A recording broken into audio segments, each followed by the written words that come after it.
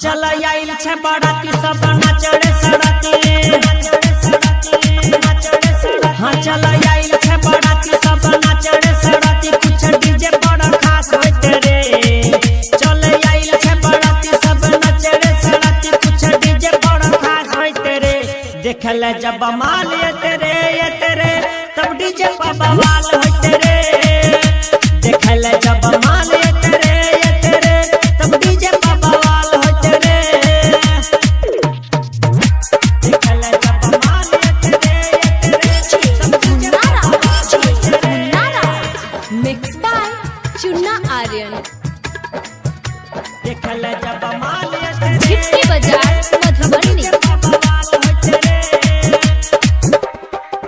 हाँ नाची भैया चल उड़ाई देते गरदा। फाइट देते कितनो बुफाड़ा वाला पड़दा।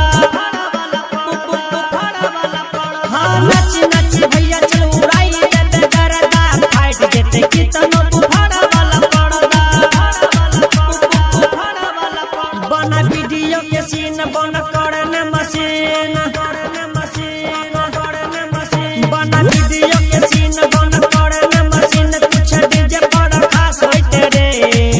बना वीडियो के सीन बन करने मशीन। कुछ डीजे बड़ा खास होते रे। देख ले जब माल ये तेरे तब डीजे पर बवाल होते रे। देख ले जब माल ये तेरे तब डीजे पर बवाल होते रे। देख ले जब माल ये तेरे तब डीजे पर बवाल होते रे।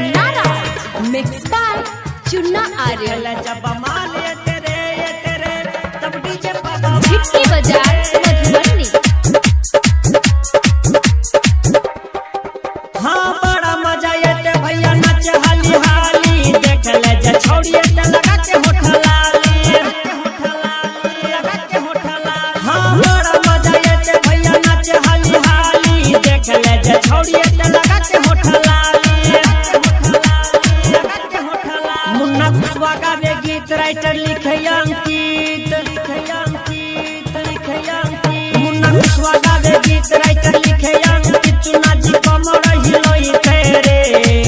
मुन्ना कुशवा गावे गीत राइटर लिखे अंकित। चुना जी कमर हिलोई तेरे। देख ले जब माल ये तेरे तब डीजे पर बवाल होते